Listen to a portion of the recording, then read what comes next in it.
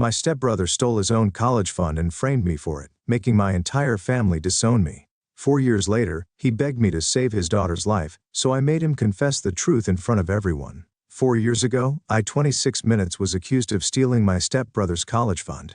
My family sided with him and kicked me out. Now he needs my help for his kid's medical treatment. I never had a good relationship with my stepbrother Ryan. 24 minutes. Everything changed in my life after my dad passed away in a car accident. When I was 10, it was just me and my mom for 2 years and we were really close. She was my best friend, my support system, my everything. Then she met John at some work conference when I was 12, and within 6 months they got married. I was okay with it because John seemed nice at first, and my mom was happy again after a long time. But then Ryan came to live with us. He was John's son from his previous marriage, and had been living with his mom until she got remarried, and moved to a different state. Ryan was 10 at the time, and from day one, he made it clear that he didn't like me or my mom. He'd give us these cold looks when John wasn't around and act like the perfect son when John was present. At first it was just small things. He'd mess up the house and blame it on me. He'd eat all the snacks I'd save for later and tell John the first was lying when I confronted him. Once he broke an expensive vase while running around the house and told John the first pushed him. Another time he broke a window while playing baseball and somehow convinced John that I was the one who threw the ball. But what really bothered me was how he tried to manipulate my mom. He'd tell her I was to him when she wasn't around, that I threatened him and bully him. He'd even cry sometimes, putting on this whole act about how scared he was of me. None of that was true. I mostly tried to avoid him because I knew he was trouble. My mom usually didn't believe his stories because she knew what kind of kid I'd always been quiet, kept to myself, got good grades, never caused any trouble. But John always sided with Ryan no matter what. This created a lot of tension between my mom and John. They'd have these long arguments late at night when they thought I couldn't hear. John would accuse my mom of being biased against Ryan, and my mom would defend me saying Ryan was making things up. But over time, I could see my mom getting worn down by all the fighting. She started second-guessing herself, questioning whether she was being fair to Ryan. Things got worse when we were teenagers. Ryan started hanging out with this group of kids who were known troublemakers.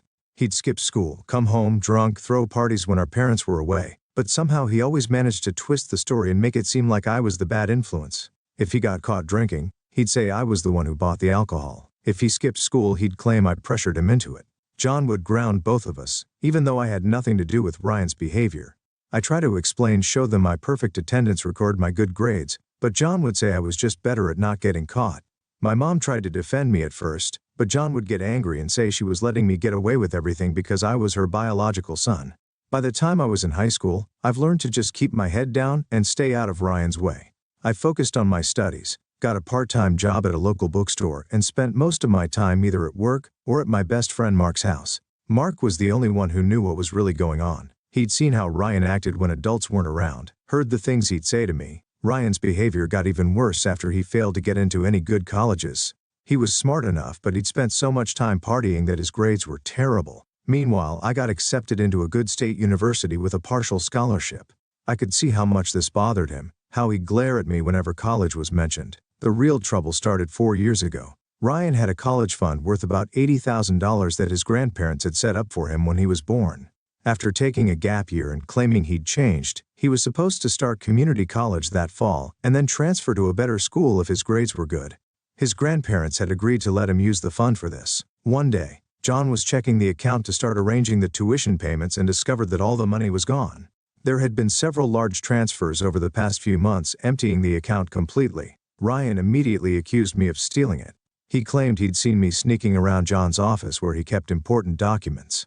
He said, I must have found the account details and transferred the money to myself because I was jealous that he had a college fund. And I was shocked. I had no idea about any of this. I told them to check the bank records, talk to the bank, file a police report, anything to prove my innocence. I even offered to show them my bank statements, but Ryan had thought it through. He had already set up fake evidence. He created a fake email trail showing I've been asking about ways to transfer large sums of money. He'd even planted a USB drive in my room with screenshots of the bank account and documents showing how to access it.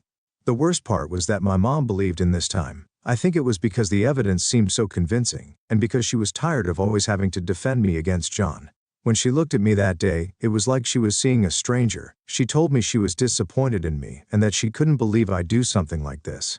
That hurt more than anything else. My own mother, who had raised me alone for 2 years, who knew me better than anyone, choosing to believe Ryan's lies. John was furious. He said he'd always known. I was troubled that I've been jealous of Ryan from the start. He kicked me out the same day, telling me I had an hour to pack my things and leave.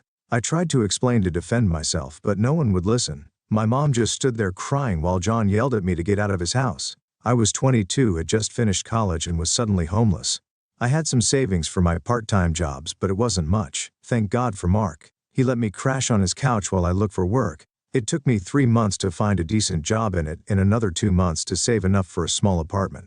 Those first few months were the hardest of my life. I lost my entire family in one day. My mom wouldn't take my calls. John had blocked my number. Even my aunts and uncles believed I was a thief. Ryan had made sure to tell everyone his version of the story. The only people who stood by me were Mark and his family. They knew what kind of person I was and never doubted me for a second, but I didn't let it break me. I worked hard, stayed late at the office, took every training opportunity I could find, got promotions, switched to a better company, and now I'm doing pretty well for myself. I'm a project manager at a tech firm, have my own house and live a comfortable life. I went completely no contact with my family, changed my number, moved to a different city, blocked them on social media. The only person who knew how to reach me was Mark. 12 weeks later. It has been a long 4 years and I am writing this update because something interesting happened. After 4 years of no contact, Ryan suddenly reached out to me through Mark last week. It came as a complete shock because I've worked so hard to disappear from my family's radar. I changed my number, moved cities, blocked everyone on social media. The only person who knew how to reach me was Mark. At first, Mark didn't tell me about Ryan's attempts to contact me. Apparently, Ryan had been desperately trying to track me down for weeks. He had gone to my old workplace, asked around in my old neighborhood, and even tried reaching out to my college friends on social media. Mark kept shutting him down. He knew how hard I'd worked to build a new life away from my family, but then Ryan told Mark why he needed to talk to me so urgently. And Mark decided I should know Ryan's 2-year-old daughter Emma has a serious heart condition. She was born with a congenital heart defect that was manageable at first but now requires immediate surgery. The doctors found that the hole in her heart is getting bigger, and without surgery, her condition will keep deteriorating. The total cost of the surgery is around $150,000. Their insurance will cover about half, but Ryan needs to come up with the rest. He's already been denied loans from multiple banks because of his poor credit history. When Mark first told me about Emma, I didn't want to get involved. Ryan had destroyed my relationship with my family once, and I'd spent 4 years building a new life for myself. But Mark said Ryan sounded truly desperate and kept calling him multiple times a day. After thinking about it for a few days, I agreed to meet Ryan at my office. I chose my office deliberately. I wanted him to see how well I was doing despite what he'd done to me. When he walked in, I barely recognized him. The arrogant stepbrother who had made my life hell was gone. Instead, there was this broken man, hadn't shaved in days, dark circles under his eyes, wearing wrinkled clothes that looked like he'd slept in them. The moment I closed my office door, he fell to his knees and started begging right there in front of my desk, crying so hard he could barely speak. He told me he tried everything: loans, crowdfunding, selling his car and house, asking everyone he knew for help. He had managed to raise about $30,000, but he was still short by $70,000. The surgery needs to happen within 2 months or Emma's heart could be permanently damaged. He kept saying he knew he didn't deserve my help, that he was a terrible person, but this wasn't about him. It was about Emma. Then he pulled out his phone and showed me Emma's picture. She was this tiny thing in a hospital bed hooked up to monitors but still smiling at the camera. He told me about her condition, how she gets tired just from walking across a room, how she can't play with other kids because she gets out of breath so easily. I sat there for a long time just looking at him. This person who lied about me for years, who turned my family against me, who had cost me my relationship with my mom, now sitting in my office begging for help. I thought about all the nights I'd spent on Mark's couch applying for jobs during the day and crying myself to sleep at night. I thought about my mom's face when she told me she was disappointed in me. I thought about all the family events I'd missed, all the holidays I'd spent alone these past 4 years, but then I looked at Emma's picture again. She's innocent in all this. She doesn't deserve to suffer because her father is a terrible person after what felt like hours, but was probably just minutes. I made my decision. I told Ryan I'd help, but on one condition: he had to tell the entire family the truth about the college fund. He had to admit that he was the one who took the money and framed me. The color drained from his face. When I said this, he started staggering, trying to find a way around it. He offered to pay me back, eventually said he'd sign a contract, asked if there was anything else I wanted instead. But I stood firm. I told him that if he wanted my help, he had to come clean to everyone: Mom, John, his grandparents, our aunts and uncles, everyone who believed his lies about me 4 years ago. He had to tell them exactly what he did with the money, how he framed me and why he did it. Only after he done that when I transferred the money for Emma's surgery. He sat there for a long time staring at the floor, could see him struggling with the decision. Finally he looked up and agreed. He said he'd tell everyone the truth. If I helped Emma. I made it clear that I'd transfer the money directly to the hospital, not to him, and only after he'd confessed to everyone. He asked for a few days to gather the family. Before he left he tried to apologize again. Said he thinks about what he did to me every day that seeing me successful now makes him realize how much he messed up. I didn't respond to that. I just told him to let me know when he'd arranged the family meeting. After he left I called Mark. He thinks I'm being too nice, that Ryan doesn't deserve my help after everything he put me through these past 4 years. He reminded me of all the times Ryan had lied about me, all the ways he tried to ruin my life even before the college fund incident. Maybe Mark is right. Maybe I am being too forgiving, but this isn't about forgiving Ryan. This is about helping an innocent child who just happened to be born to a terrible father. If I'm honest, it's also about finally getting the truth out. I want my mom to know what kind of person she chose to believe over her own son. I want John to know how his perfect son lied to him. I want everyone who called me a thief to know the truth. Ryan texted later to say he'd arranged the family meeting for next weekend. Now I just have to prepare myself to face my family again after 4 years. I'm not looking forward to it, but at least this time I'll be the one in control. Update 21 week later. The family meeting happened yesterday at my mom and John's house. I almost didn't go sitting in my car outside their house. All the old memories came flooding back. The last time I'd been there was the day John kicked me out. Mark came with me for support, and I'm glad he did because I couldn't have handled it alone. Walking into that house after 4 years felt surreal. Everything looked exactly the same: furniture, same family photos on the walls though. I noticed all the ones with me and then were gone. Everyone was already there in the living room. My mom, John, Ryan, my aunts and uncles, even Ryan's grandparents who had set up the college fund. My mom started crying the moment she saw me. She tried to hug me, but I stepped back. John looked older, more gray in his hair. He tried to say something too, but I cut him off. I told him I was only there for one reason: to hear Ryan tell the truth. Ryan looked like he was going to be sick. He was sweating and shaking. Twice, he looked at me like he was hoping I'd change my mind, but I just stared back. Finally he started talking. He told them everything: how he'd spent the college fund during his gap year on parties, drugs, and his girlfriend at the time. He gotten access to the account by stealing John's documents when everyone was asleep. When his dad discovered the money was gone, he panicked and decided to blame me. He explained in detail how he created the fake emails, how he planted the USB drive in my room, how he'd chosen me because everyone already thought I was a troublemaker, thanks to his years of lies. Then came the part that really shocked everyone. He admitted that all the stories he told about me over the years, about me bullying him, threatening him, being a bad influence, were all lies.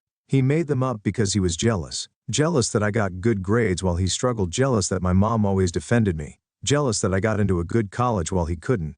The silence after his confession was deafening. His grandmother was the first to react. She burst into tears. John looked like it aged 10 years in 10 minutes.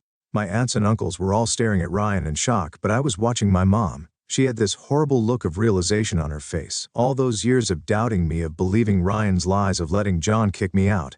It was all hitting her at once. She started sobbing, saying my name over and over. Then everyone started talking at once. John was yelling at Ryan, asking how he could do this to his own family. Ryan's grandparents were saying they couldn't believe he'd blown through all that money, and then blamed an innocent person. My aunts and uncles were all trying to apologize to me at once, but I wasn't interested in any of it.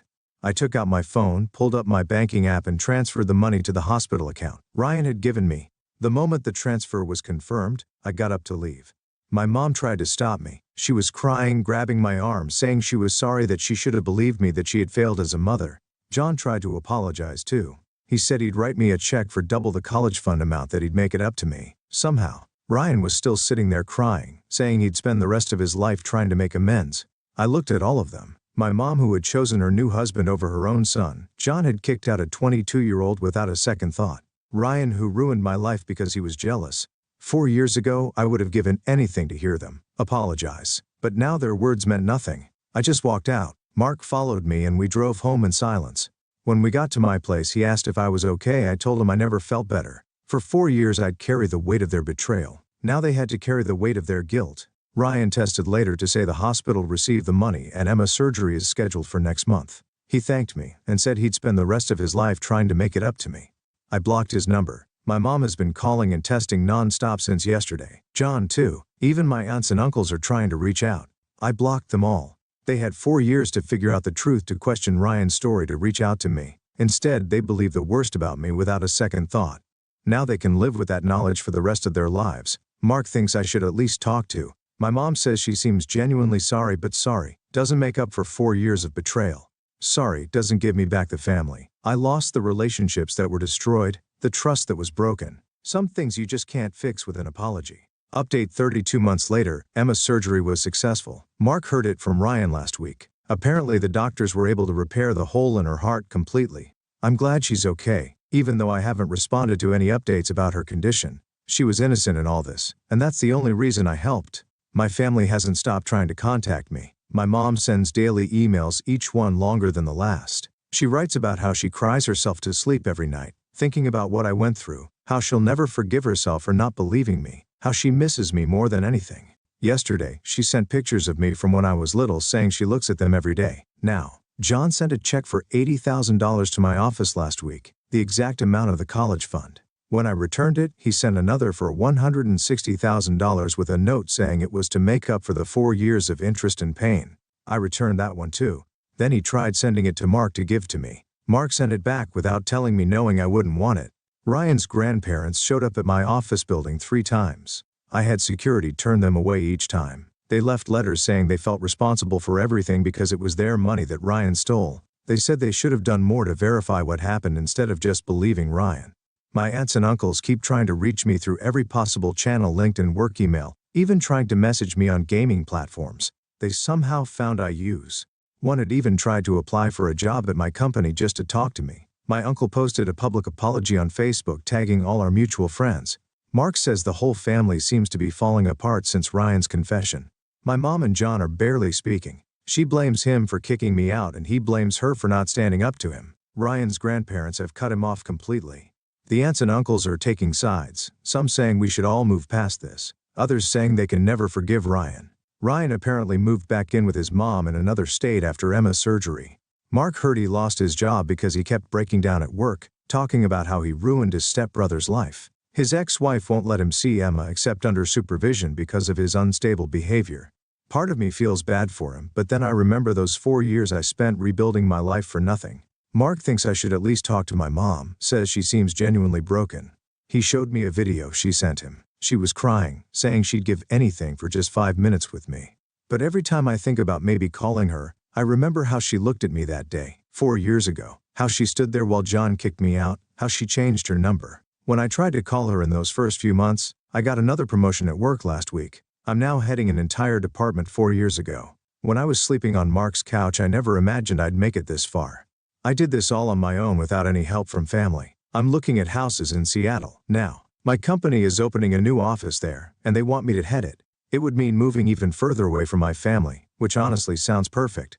Maybe someday I'll feel differently about all this. Maybe someday I want to have a relationship with my mom again, or listen to John's apologies, or hear about Emma from Ryan himself instead of through Mark.